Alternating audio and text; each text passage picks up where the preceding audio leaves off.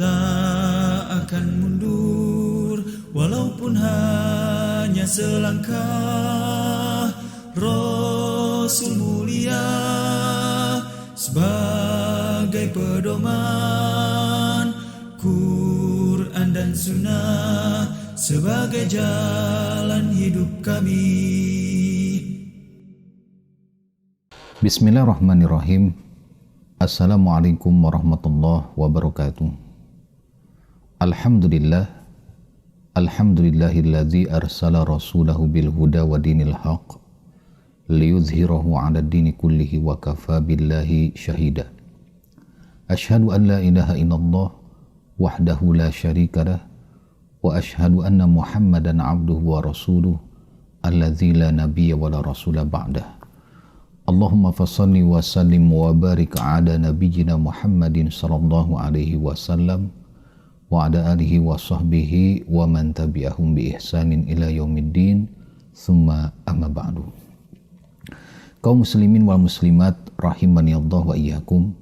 Alhamdulillah, tidak bosan-bosannya kita memuji syukur kehadirat Allah Subhanahu wa taala atas segala limpahan karunia dan nikmat yang begitu banyak sekali yang telah Allah anugerahkan kepada kita semua, terutama nikmat iman, nikmat Islam, nikmat kesehatan, nikmat hidayah, dan nikmat-nikmat lainnya yang sangat banyak sekali.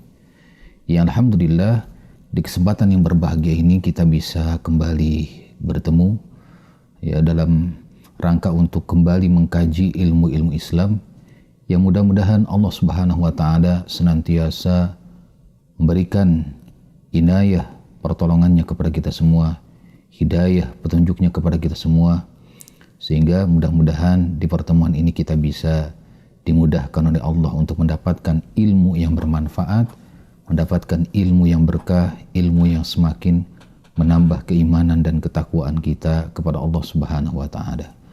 Salawat beserta salam semoga terlimpah curah kepada panutan alam, yaitu Habibana Muhammad sallallahu alaihi wasallam, dan juga kepada keluarga beliau, para sahabat, tabi'in, tabi'ut tabi'in, dan orang-orang yang senantiasa mengikuti jejak langkah mereka sampai hari kiamat nanti, dan mudah-mudahan kita termasuk di dalamnya. Amin ya rabbal alamin. Kaum muslimin rahimakumullah, pada kesempatan yang berbahagia ini kita akan mencoba membahas salah satu tema yang cukup menarik untuk kita bahas sesuai dengan saat-saat sekarang ini, ketika kita mendekati waktu-waktu yang sebetulnya itu adalah perayaan-perayaan orang-orang di luar Islam. Namun fenomena yang ada justru kaum muslimin pun ikut-ikutan merayakan perayaan tersebut. Taib. Tema yang akan kita bahas yaitu tentang larangan bertasyabuh bil kuffar. Ya, larangan mengikuti atau meniru-niru kebiasaan orang-orang kafir. Nah, ini yang akan kita bahas pada kesempatan yang berbahagia ini.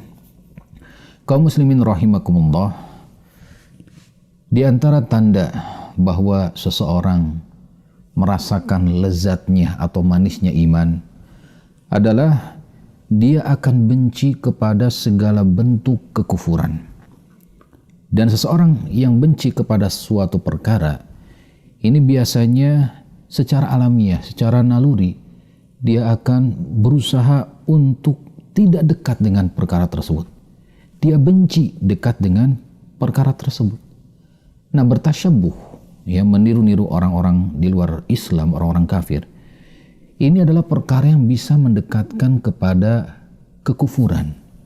Sehingga bisa kita katakan bahwa tanda orang yang benci kepada kekufuran adalah dia benci bertasyabuh. Dia benci meniru-niru orang kafir, ya, orang-orang yang menjadi pengikut kekufuran, maka dia akan berusaha untuk menjauhi perbuatan tersebut. Nah, ini tandanya. Ya, tanda bahwa orang tersebut betul-betul merasakan manisnya iman. Dia benci dengan para pelaku kekufuran tersebut.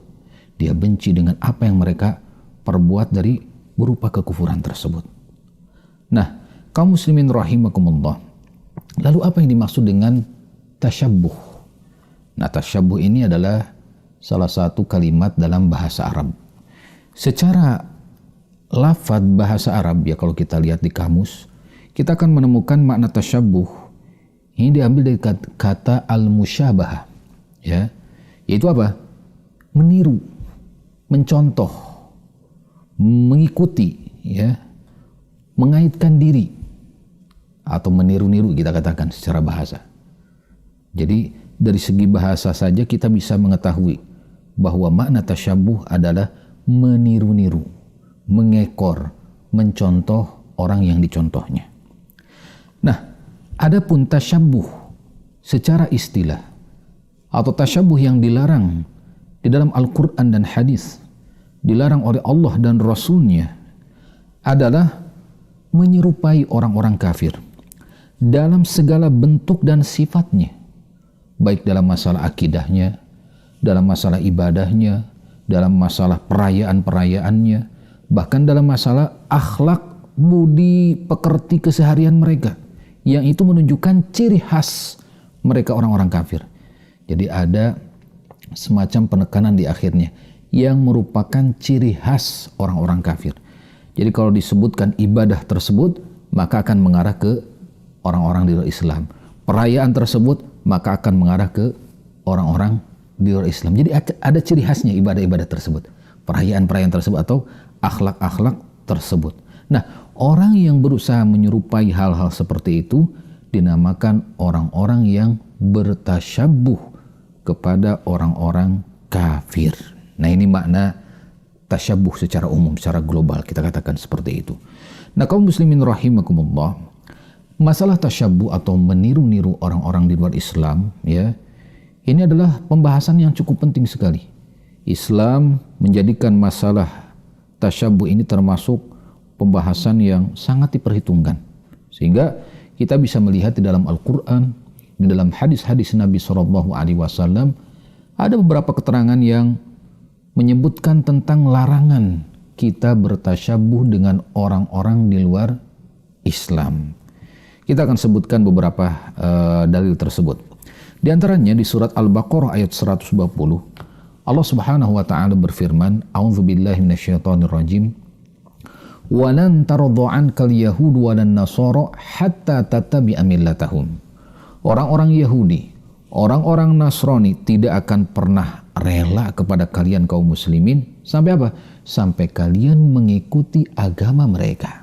Ya, sampai kalian mengikuti kebiasaan mereka, ajaran-ajaran mereka, jejak langkah mereka, seperti itu.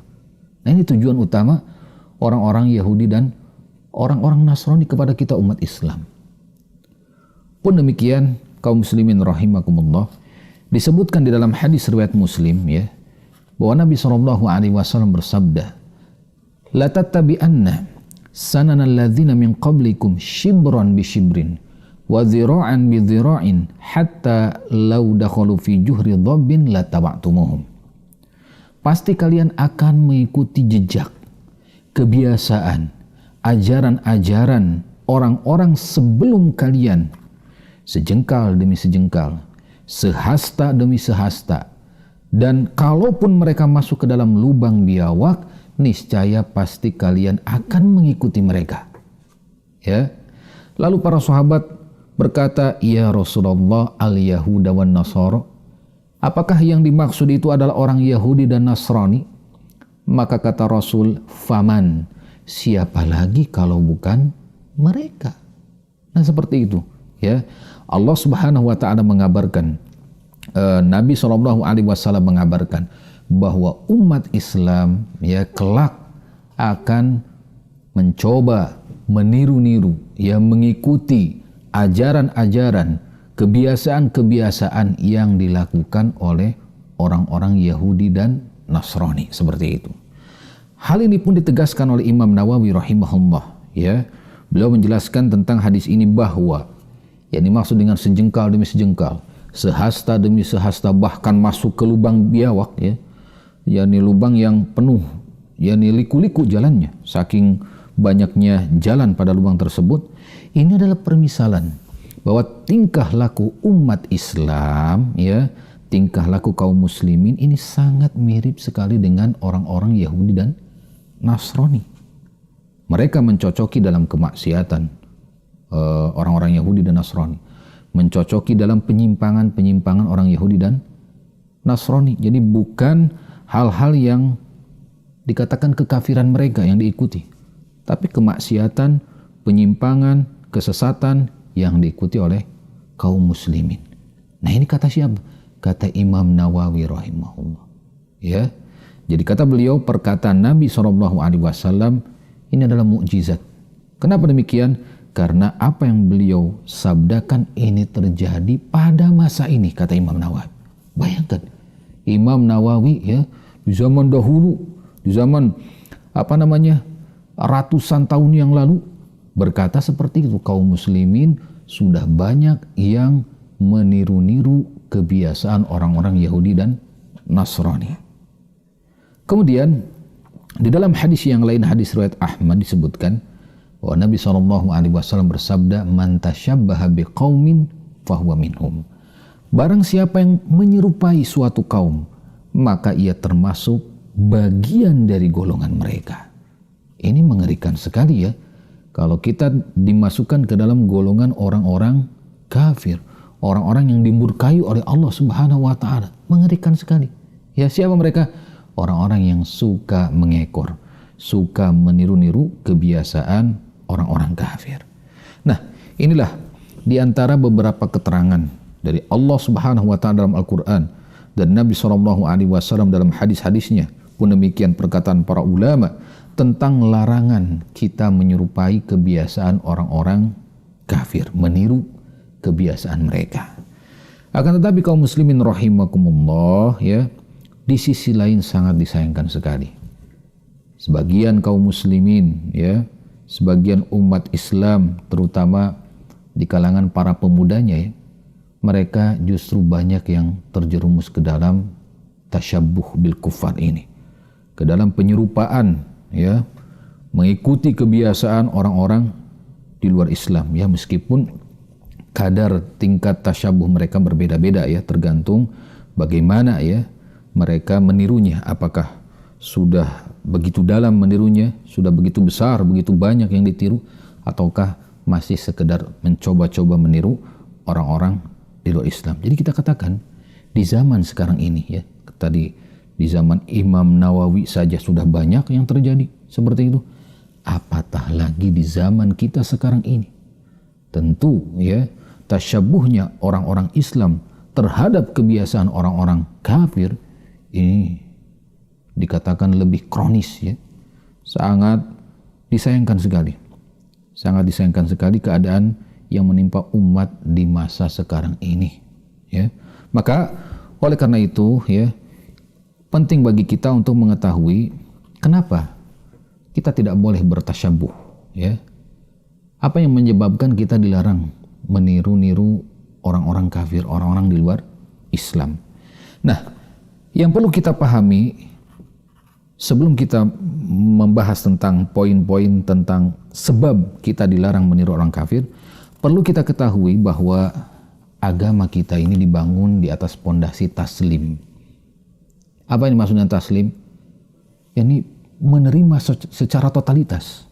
Apa yang Allah perintahkan, apa yang Allah larang, apa yang Rasulullah SAW perintahkan, apa yang Rasulullah SAW larang, maka kita harus menerima secara totalitas dan melaksanakan apa yang mesti kita laksanakan dan menjauhi apa yang dilarang.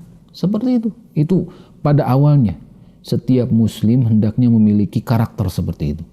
Ketika Allah memerintahkan, ketika Rasulullah memerintahkan, maka perkataan yang paling pertama yang keluar dari mulutnya adalah sami'na wa ata'na. Kami dengar dan kami taat. Pun demikian larangan seperti itu. Ketika Allah dan Rasulnya melarang sesuatu, maka dia pun harus mengatakan kami dengar dan kami taat ya, dengan menjauhi semua larangan tersebut. Nah ini yang harus ditekankan pada diri kita, sehingga akan mudah kita melaksanakan agama ini.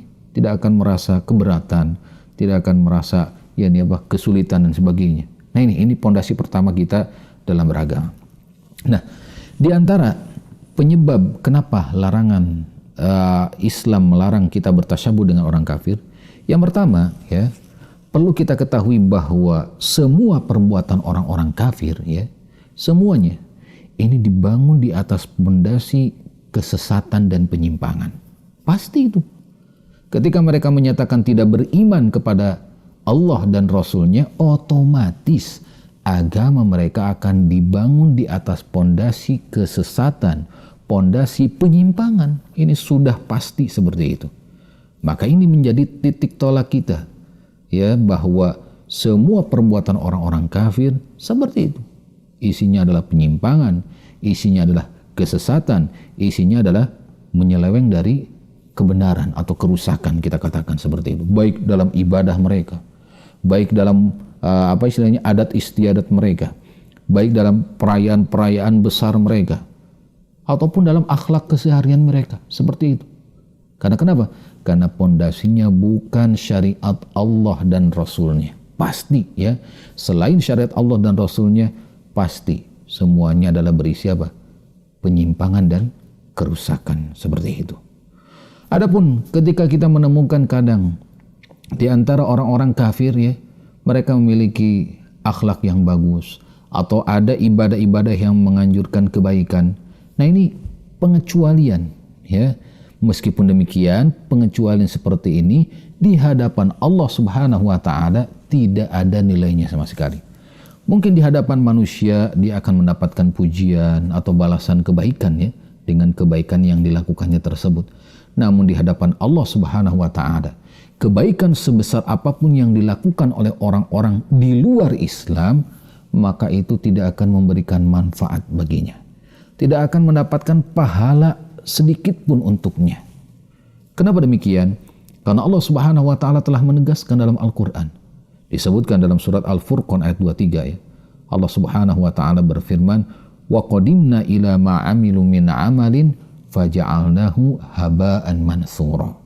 Dan kami hadapi amal yang mereka kerjakan selama hidupnya. Kami lihat, kami timbang di mizan. Maka apa? Kemudian kami jadikan amal itu bagaikan debu-debu yang berterbangan, tidak ada faedahnya sama sekali. Tidak ada manfaatnya sama sekali. Ya. Kenapa demikian? Karena mereka tidak beriman kepada Allah dan Rasulnya, seperti itu.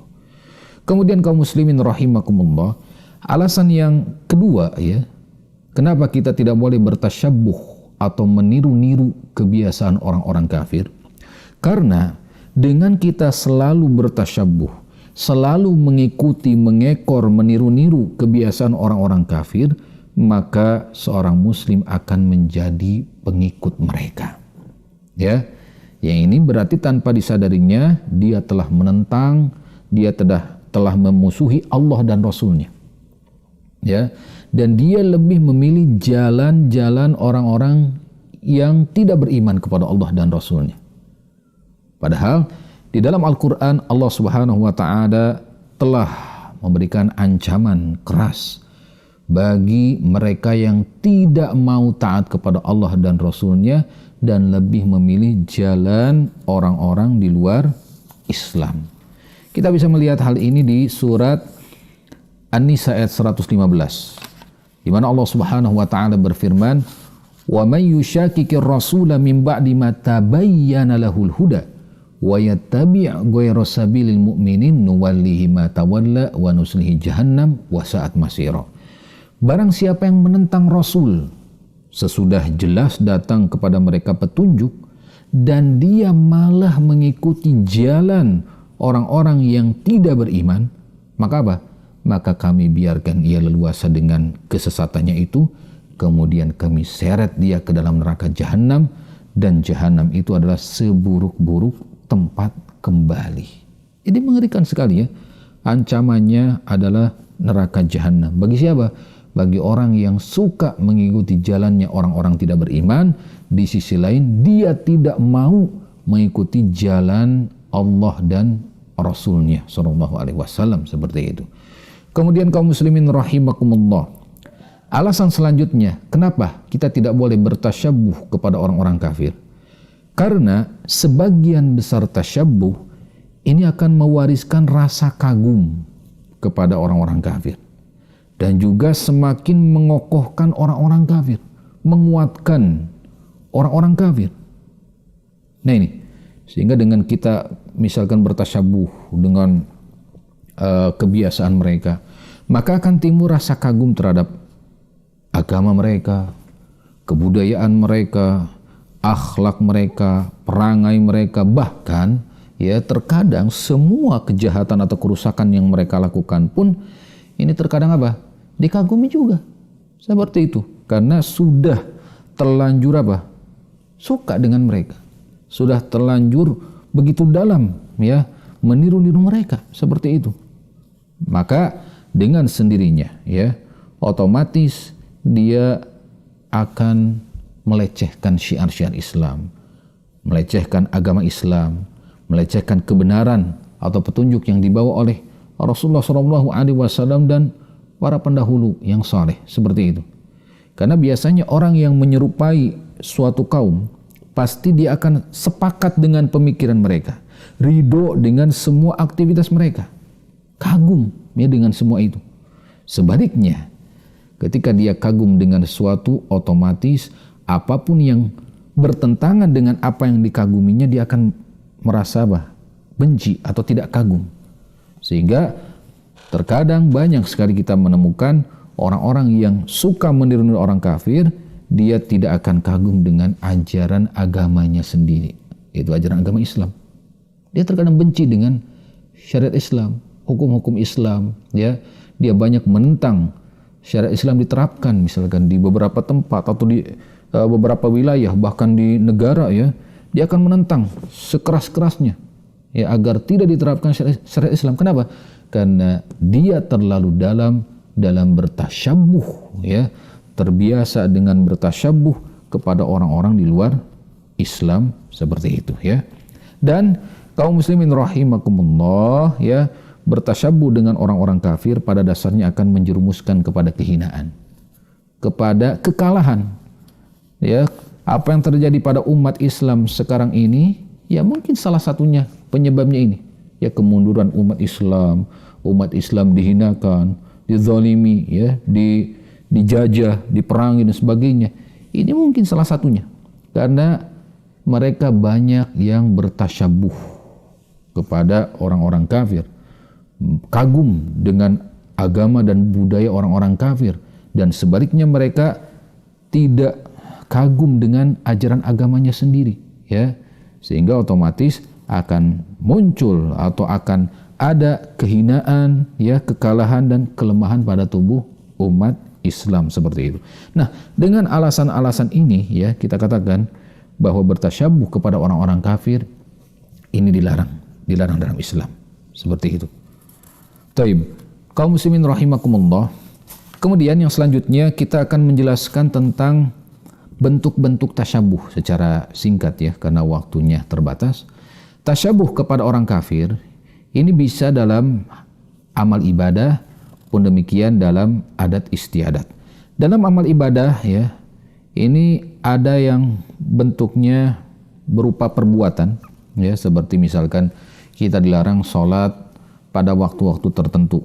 Misalkan sholat ba'da subuh ya sampai menjelang waktu syuruk, atau ba'da asar sampai menjelang waktu maghrib. Nah, ini kita dilarang melaksanakan sholat sunnah pada saat itu ya.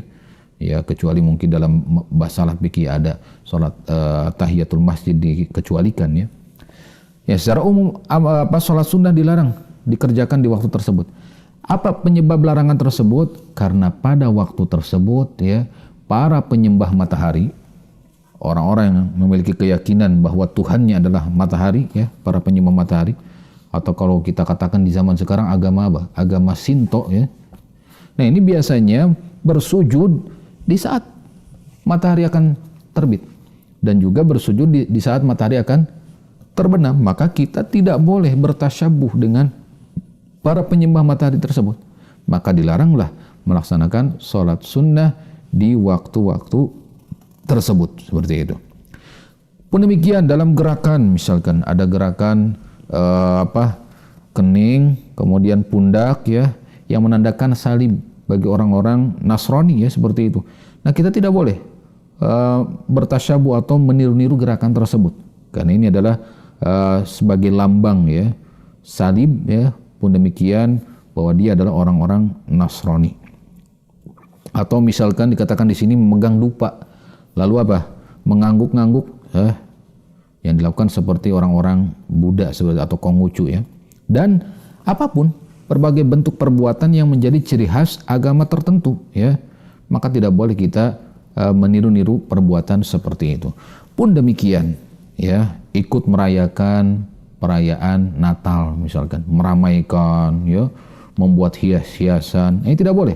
Tidak boleh saling membantu dalam hal-hal tersebut, kan ini budaya orang-orang kafir ya. Maka kita tidak boleh membantunya atau ikut merayakan, meramaikan ya. Ini tidak boleh. Pun demikian misalkan menghadiri perayaan Waisak ya di Candi Borobudur dan sebagainya. Apapun ya perayaan-perayaan di luar agama Islam, maka apa? Kita tidak boleh mengikutinya, meramaikannya. Allah Subhanahu wa taala berfirman, "Walladzina la yashhaduna zur wa idza marru bil lagwi marru kirama." Oh, dan orang beriman itu adalah orang-orang yang tidak menghadiri perbuatan azur ya. Apa yang maksud azur? Ibnu Katsir mengatakan yakni hari raya kaum musyrikin, hari raya orang-orang kafir. Tidak boleh kita ikut menyaksikan perayaan mereka. Dan ketika mereka bertemu dengan orang-orang yang mengerjakan perbuatan yang tidak berfaedah, mereka lalui saja dengan menjaga kehormatan dirinya. Nah, ini ya. Jadi artinya Allah Subhanahu wa taala memerintahkan kepada kita untuk tidak usah ikut-ikutan merayakan perayaan hari raya umat di luar Islam ya. Kemudian Umar bin Khattab radhiyallahu anhu berkata, "Ijtanibu a'da Allahi fi 'idihim." Jauhi oleh kalian hari-hari perayaan musuh-musuh Allah. Jadi kita tidak boleh ya, tidak boleh meramaikan peringatan hari-hari raya yakni umat-umat di luar Islam. Kita ini adalah agama yang mulia ya, agama yang memiliki izzah yang tinggi dibanding agama lainnya. Maka kita tidak boleh merendahkan diri kita dengan ikut-ikutan merayakan perayaan hari raya umat lain. Nah, ini dari segi ibadah berupa perbuatan. Ada juga ibadah yang berupa ucapan ya, seperti misalkan tanpa disadari ya, di zaman sekarang banyak sekali misalkan tersebar lagu-lagu India ya, yang kalau diteliti lebih dalam ada saja ya lirik-lirik lagu India ini yang berupa pemujaan-pemujaan kepada dewa-dewi. Maka hati-hati, jangan sembarangan seseorang menyanyikan lagu-lagu India ternyata isinya adalah memuja-muji dewa-dewi orang-orang Hindu seperti itu. Pun demikian misalkan menyanyikan lagu-lagu gereja ya, atau lagu-lagu agama lain ya yang menjadi ciri khas agama lain, ini tidak boleh. Tidak boleh mengucapkan ucapan-ucapan yang menjadi ciri khas bagi agama di luar Islam. Kemudian yang terakhir, tasyabuh dalam masalah adat istiadat ya. Tasyabuh dalam adat istiadat ini bisa perbuatan juga, bisa berupa ucapan. Perbuatan seperti misalkan seseorang mengenakan kalung salib, atau ada gambar-gambar di bajunya, gambar-gambar salib. Nah, ini hati-hati ya. Ada misalkan jersey bola ya. Seperti kalau dicontohkan ya, contoh saja misalkan Barcelona atau Real Madrid atau timnas Inggris, Swiss ya. Ini biasanya ada lambang-lambang lambang salib, meskipun kadang dibuat samar atau kadang dibuat kecil seperti itu. Tapi jelas ini adalah lambang-lambang yang khusus untuk agama di luar Islam ya, yang tidak layak dan tidak boleh dipakai oleh umat Islam, oleh kaum muslimin seperti itu. Atau gambar-gambar misalkan satanisme ya, atau mengisyaratkan adanya dewa matahari ya, atau dajjal dan sebagainya. Ini tidak boleh ya. Perbuatan-perbuatan yang mengiklankan ya, seakan-akan menyebarkan simbol-simbol agama di luar Islam seperti itu. Dan tasyabuh dalam adat istiadat dari sisi ucapan ya, Seperti misalkan dicontohkan di sini, seperti menyebut masjid dengan pura, misalkan ahli ibadah dengan biksu, ulama dengan pastur, seperti itu. Maka tidak boleh. Bukan antara bahasa-bahasa Islami dengan bahasa-bahasa orang-orang kafir lalu disematkan kepada simbol-simbol Islam seperti itu. Taib. Nah, kaum muslimin rahimakumullah ya. Jadi intinya seorang muslim harus merasa mulia dengan agamanya. Merasa mulia dengan ajaran-ajaran agamanya. Syariat Islam begitu mulia sekali. Apa yang kurang dalam Islam? Semuanya ada. Dari mulai bangun tidur sampai tidur kembali, semua telah diajarkan oleh Islam. Baik dalam keseharian kita, dalam rumah tangga kita, dalam masyarakat kita, bahkan dalam negara, ya, semua sudah dijelaskan. Sehingga berbanggalah dengan keislaman kita.